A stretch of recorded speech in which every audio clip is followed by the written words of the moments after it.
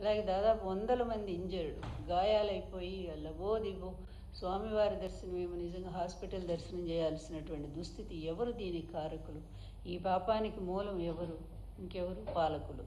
పాలకుల యొక్క అవినీతి వల్ల, పాలకులు యథా రాజా తథా ప్రజ అని, ఈ పాలకులు ఎట్లాంటి అవినీతి పరులవుతారో వాళ్ళ క్రింద పనిచేసే వాళ్ళు అలాంటి వాళ్ళే వస్తారు. అధికారులు అలాగే ఉంటారు, అక్కడి నుంచి కాంట్రాక్టర్లు అలాగే ఉంటారు. అందులో చంద్రబాబు గారి టైంలో అసలు డైరెక్టే కదా, ఏది కూడా ఆయన ఓపెన్గా చేయరు కదా. అట్లా అడ్డదారిలో పిలుస్తారు, వాళ్ళ పప్పు చెప్పేస్తారు తన అనుకున్న వాళ్ళందరికీ కూడా. అలాంటి వాళ్ళకి ఇవ్వటం, వాళ్ళు చేసిన ఏదో పని వల్ల ఈరోజు ఇంతమంది పాపం మరణించటం, ఆ కుటుంబాలు ఎంత ఏడుస్తున్నాయి చెప్పండి. ఏమాత్రం జాలి, ఇంతని ఇంగిత జ్ఞానం కొంచెమైనా ఉంటే, మీరు అక్కడ మనుషులు కాదని నేను ఎప్పుడో చెప్పాను, మరొకసారి ఈ ప్రజల కోసం చెప్తున్నా, కనీసం ఆ బాధిత కుటుంబాలు, తర్వాత చనిపోయినటువంటి కుటుంబాలకి భారీగా ఎక్స్‌గ్రేషియా కనీసం ₹1,00,00,000 ఇవ్వండి. అదేదో డబ్బుతో వాళ్ళ దుఃఖం తీరుతుందని కాదు, కొంత ఆర్థికంగా తాను తర్వాత వాళ్ళు బ్రతకడానికి అవకాశం ఉంటుంది. అది ఎట్లాగూ చెయ్యరు. ఇంతవరకు ఆ తిరుమలలో జరిగిన సంఘటన మీద విచారణ ఏమైందండి? తూతూ మంత్రంగా వేశారు, అది ఎటుపోయిందో కూడా పోయింది. అలాగే తిరుపతి లడ్డూ విషయం అట్లాగే అయిపోయింది, సిట్ వేశారు, ఆ సిట్ ఎటుపోయిందో పోయింది. ఏంటండి ఈ దారుణాలు ఏంటి? ఇన్ని అబద్ధాలు చెప్పిందే చెప్తూ పదే పదే అబద్ధాలతో బ్రతుకుతున్నటువంటి చంద్రబాబు నాయుడు, నీ జీవితం ఇంకెప్పటికీ మారదా? మారదు. నీ కొడుకును కూడా నీ దారిలో అట్లా విధంగా అబద్ధాలతో వాడిని కూడా తీసుకుపోతా ఉన్నావు నువ్వు. ఏమి చెప్పాలనుకుంటున్నారు ఈ సమాజానికి? మీరు మీ కుటుంబం వల్ల, మీ నారా కుటుంబం వల్ల ఈ సమాజానికి ఒరిగిందేంటో ఒక్కటి చెప్పండి. ప్రయోజనం ఏముందో చెప్పండి. పోనీ హిందూ ధర్మానికి మీ వల్ల జరిగిన మేలేంటో చెప్పండి. ఏమైనా ఎప్పుడైనా ఒక దేవాలయం కట్టించారా? లేకపోతే మీ సొమ్ము తీసుకొచ్చి ఏమైనా పేదలను ఆదుకున్నారా? ఏమీ లేదే. అట్లాంటి మీరు ఈరోజు దురదృష్టం కొద్దీ పరిపాలనకు వస్తారు, అది కూడా అడ్డదారిలో వస్తున్నారు. నిజమైన దారిలో అయితే మిమ్మల్ని ప్రజలు ఎవరు ఎన్నుకోరు, అందరికీ తెలుసు మీరేంటనేది. అందుకని ఈ నేచర్ తిరగబడుతూ ఉంది. ఎందుకంటే ఎప్పుడైనా అంతే, ప్రజలు ఏమి చేయలేనప్పుడు ప్రకృతి తన ప్రకోపం చూపిస్తుంది, తిరగబడి తన కోపాన్ని చూపిస్తుంది. ఇట్లాంటి దుష్టుల్ని, దుర్మార్గుల్ని ఉంచొద్దు, తొందరగా వీళ్ళని అధికారం నుంచి తొలగించండి అని చెప్పి నేచరు మనకి ఇండికేషన్, సంకేతాలు ఇస్తూ ఉంటుంది. అదే సంకేతాలు ఇప్పుడు జరుగుతున్నటువంటి సంఘటనలు ఒకదాని వెంట ఒకటి, పెద్ద గ్యాప్ కూడా ఉండట్లేదండి. మొన్ననే జరిగింది తిరుపతిలో తిరుమల, మొన్ననే జరిగింది, నిన్ననే జరిగింది గోవుల సంఘటన, మళ్ళా చూస్తే ఈ సంఘటన, అంతకుముందు ఆ సంఘటన, ఒకటా రెండా వరుసగా చంద్రబాబు టైంలోనే కదా ఇన్ని పాపాలు ఘోరాలు. ఈ సనాతన వేషాలు వద్దు పవన్ గారు, అవన్నీ తీసి పక్కన పెట్టండి, మనిషిగా బతకండి. మనుషులకు మిమ్మల్ని నమ్మి గెలిపించినటువంటి ఆ మనుషులకు అండగా ఉండండి.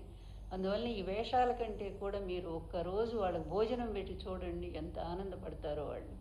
అందువల్ల నేను చెప్పేది ఏంటంటే, చంద్రబాబు లాంటి వాళ్ళు, అతని కొడుకు లాంటి వాళ్ళు అధికారంలో ఉన్నంతకాలం ఇట్లాంటి దురదృష్ట ఘటనలు జరుగుతూనే ఉంటాయి. ఎందుకంటే వాళ్ళు ఏ విధమైన భద్రతా చర్యలు తీసుకోరు, ఏ విధంగా ప్రజల ప్రాణాల పట్ల వాళ్ళకి ఇష్టం, అంత భద్రత లేదు, వాళ్ళకి జాగ్రత్త లేదు, అస్సలు లేదు.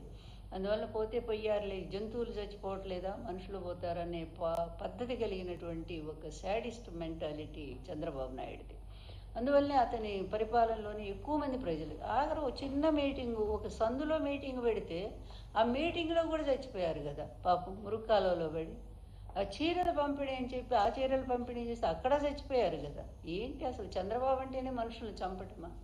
అప్పుడెప్పుడు భారతంలో ఆయన దుర్యోధనుడు పుట్టినప్పుడు ఇట్లాగే ఉల్కాపాతాలు భయంకరంగా, ఏది నక్కలు గొయ్యటము, తర్వాత ఏది పిడుగులు పట్టము, జనం ఎక్కడికక్కడ చచ్చిపోవటం జరిగిందట. అదిగో మళ్ళా ఇట్లాంటి వాడు చంద్రబాబు లాంటి వాడు వచ్చాడు కనుక అధికారానికి, మళ్ళీ అలాంటి ఎన్నో అపశకునాలు మనకి కనిపిస్తూనే ఉన్నాయి, జరుగుతూనే ఉన్నాయి. అందువల్ల ఏం చెప్తాం, ఈ ప్రభుత్వం చెప్పిన గుడ్డిది. ఎందుకంటే వీళ్ళకి ఎంతసేపు ఉన్నా కూడా కక్ష సాధింపు. ప్రతిపక్ష నాయకులు లేకుండా ఎలా చేయాలి, వాళ్ళని ఎలా అరెస్ట్ చేయాలా, అసలు జగన్ గారు లేకుండా ఎట్లా చేయాలి, ఈ దుర్మార్గ ప్లాన్తో ఆ వెంకటేశ్వరరావు, ఆ పాత హంతకులు అందరూ కలుస్తారు. తెలిసి ఒక్క నీతి, ఒక్క నిజాయితీ, మీరున్న పదవులేంటి, మీరు సాధించుకున్న డిగ్రీలేంటి, చేసే ఏదో పనులేంటి? వెంకటేశ్వరరావు గారు, ఆయనకు కూడా అడుగుతా ఉన్నాను నేను, ఏంటండి ఇది? ఏమిటిది? కుల పిచ్చి ఏమిటి, మత పిచ్చి ఏమిటి, ఈ పిచ్చి ఏం చెప్పాలనుకుంటున్నారు? మీ చదువులను తగలబెట్టనా?